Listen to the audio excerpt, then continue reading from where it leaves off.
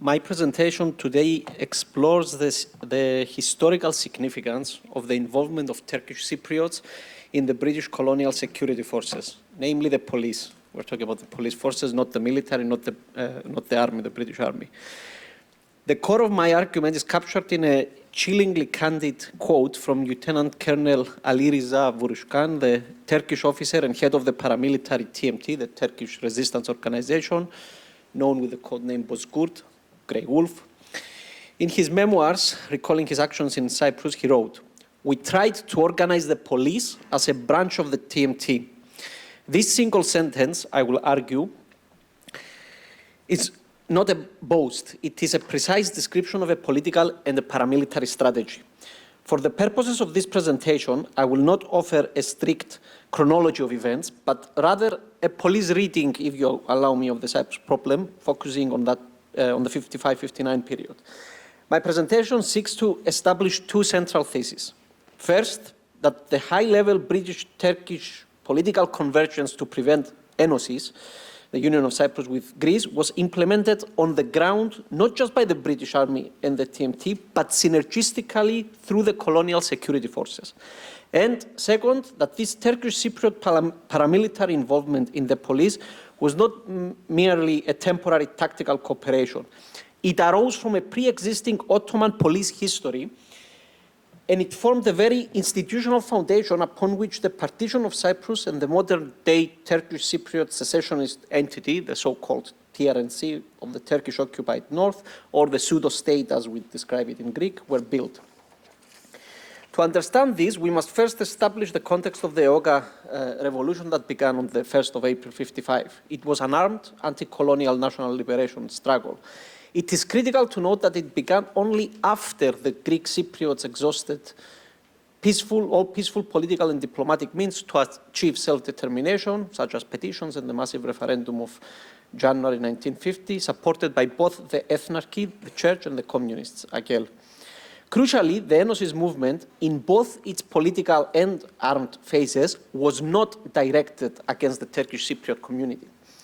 Archbishop Makarios assured this in interviews, even to Turkish newspapers, early in the struggle, and the ΕΟΚΑ's military leader, Colonel Georgios Grivas Digenis, circulated leaflets in the Turkish-dominated areas of the cities, written in Turkish, stating this explicitly. In July 1955, he assured the Turkish Cypriots that the struggle was not directed against them, but against the British, and that ΕΟΚΑ considered them, the Turkish Cypriots, genuine friends and allies that would not, and ΕΟΚΑ would not tolerate behavior that would endanger their lives, dignity, and property. So we must recall this to neutralize the persistent argument that the Greeks were to blame for the deterioration of intercommunal relations.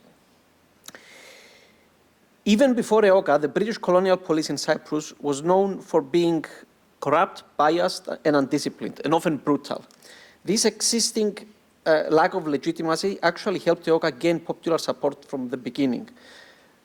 Under Field Marshal Harding, his tactics, his policing tactics, seem to have helped ΕΟΚΑ gain legitimacy. As James Corum writes, if Harding had carefully planned to alienate the entire Greek population on the island and to push even moderate Greeks into fully supporting ΕΟΚΑ, he could not have done better than his policy of unleashing a horde of untrained, poorly led Turkish police officers onto the population. And the abusive behavior of the Cyprus police was a gift from God to the rebels and Colonel Grivas, he says.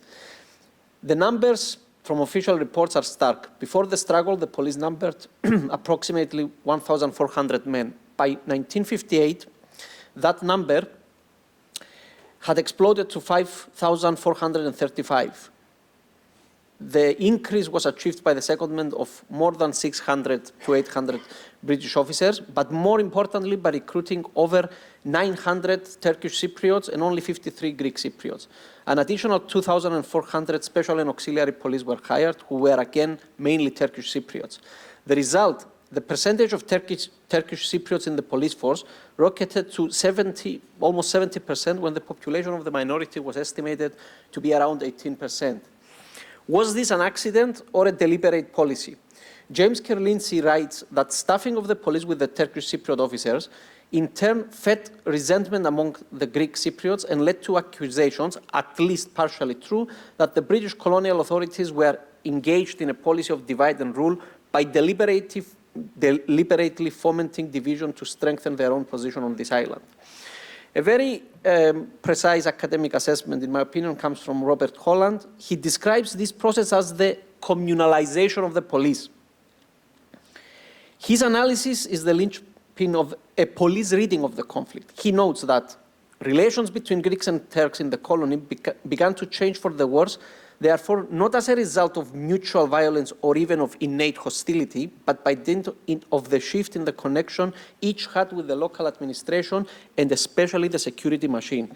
In short, Turkey and the Turkish Cypriots, for operational and political reasons, have managed to at least partially transform the British police mechanism from a flawed colonial police force into a partisan intercommunal weapon to further the goal of partition. This police force was systematically infiltrated and co-opted by TMT, the Turkish Cypriot paramilitary organization. As a counterweight to EOKA, TMT had evolved throughout the years from 1955 onwards. After 1958, it was brought under the direct control of the special unconventional warfare departments of the Turkish army. We could use the term hybrid warfare in today's terms. Its goal was now fully aligned with that of Ankara, and that was Taksim, partition. Which brings us back to our opening quote from the TMT leader, Bozkurt. In a 1978 interview, he openly admitted how this synergy worked. He described, for example, a Turkish Cypriot police commander in the northern coasts of Cyprus, that he was a commander of a commando unit, and he would use the lamps, for example, of the police station to direct boats coming from Turkey and bringing in weapons. It's one of the many examples. Vurushkan was clear about the objective: organize the police as a branch of TMT and use it as a strike force. They infiltrated police armories and supplied TMT aligned officers with files to cut the chain, seize weapons at any given moment. Considering that the heads of TMT by 58 at least were active Turkish army officers implementing the strategy of partition, this was not just a low-level paramilitary tactic. It was the materialization of Turkish state policy on the island's ground. In fact, as early as April 1955, the influential Turkish newspaper Hurriyet was demanding that the Turkish police from the mainland be sent to help the English restore order. In December 1956, Turkish Prime Minister Adnan Menderes explicitly told Lennox Boyd, around the time that the Nihaderim reports circulate in the political background, that the goal of partition was to have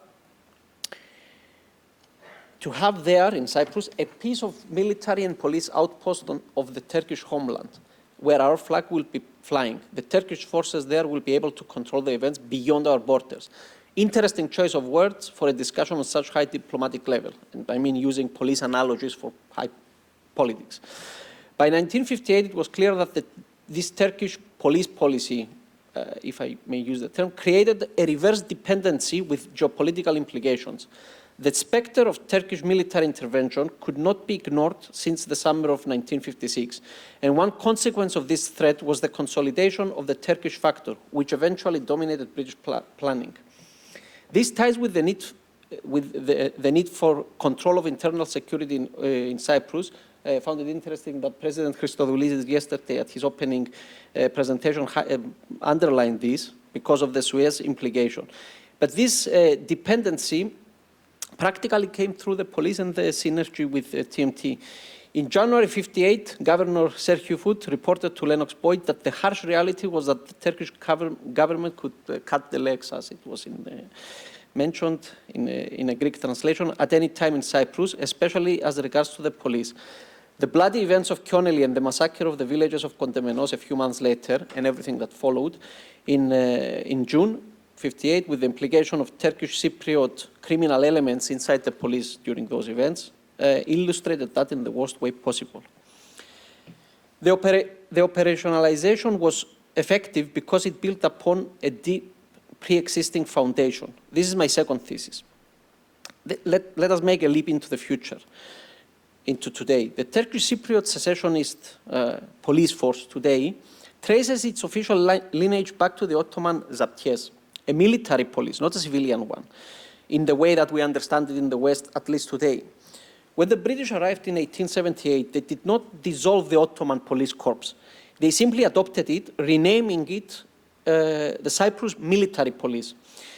It does not seem that this force was modeled on London civil police, for example, the then brand new Metropolitan Police with the principles of Sir Robert Peel, but rather on the Royal Irish Constabulary, a repressive centralized colonial instrument of occupation. In other words, the British did not dissolve the heavily militarized police they inherited from the Ottomans to create and decentralized local community-based police forces of an Anglo-Saxon flavor, but they aimed to modernize and lustrate and upscale the existing Ottoman police infrastructure. And I say that they did so with the best of intentions in the decades and years that preceded the ΕΟΚΑ struggle, gradually recruiting more Greek Cypriots and from minorities as well, but with the Turkish Cypriots always being disproportionately represented, given their population as a minority, or the smaller community, if you wish.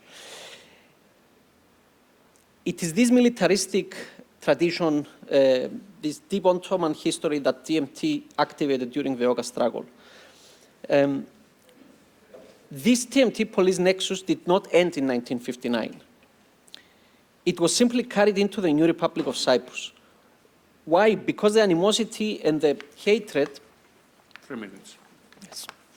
The animosity and the hatred between the Greeks and the Turks of Cyprus peaked as the Greeks of ΕΟΚΑ, while fighting the British, inevitably came into conflict with the Turkish Cypriot members of the police. Those who were killed or wounded were presented as martyrs and victims of ΕΟΚΑ to the Turkish public.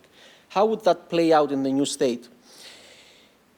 The Republic of Cyprus, which came into being in 1955-1960. We know from British intelligence reports in 1961 that TMT remained very well organized and equipped with connections in the police and gendarmerie. According to the Cypriot press, a secret TMT network within the Republic's police was later discovered to be running espionage and organizing paramilitaries from the very first years of independence. And this parallel structure was activated during the clashes of 1963-64. The police force in the occupied areas does not celebrate its founding in 1974 with the Turkish invasion, for example, in 1983 with the unilateral declaration of the so-called TRNC. It officially celebrates its police day on June 30th for the year 1964. Why? Because as their own official history states, this is when the Republic's police and gendarmerie, the Turkish Cypriot counterpart, formally seceded and they gathered under one roof in the enclaves under the direct command of the TMT commanders that followed the bloody Christmas events of December 63. This is the ultimate historical significance. This institutional legacy remains unbroken until today. The so-called police in the occupied areas, the Police General Directorate, is not a civilian body as we understand it. Operationally, is a branch of the Turkish Cypriot security forces, which in turn is the direct institutional evolution of TMT. And the Turkish Cypriot security forces are controlled directly by the Turkish armed forces, the occupation army. This unbroken line, according to the Turkish Cypriot narrative, shows the development from the zaptijes to the British colonial police, to the TMT infiltrated force, to the secession of '64, and today's police force. And this is, in my opinion, what renders the Cyprus problem not just a communal political paramilitary or even geopolitical issue, but it is also a police problem in its core. And I will leave it for here because we stop from history and we will be jumping into the Cyprus problem, which is not solved yet. Thank you. Thank you.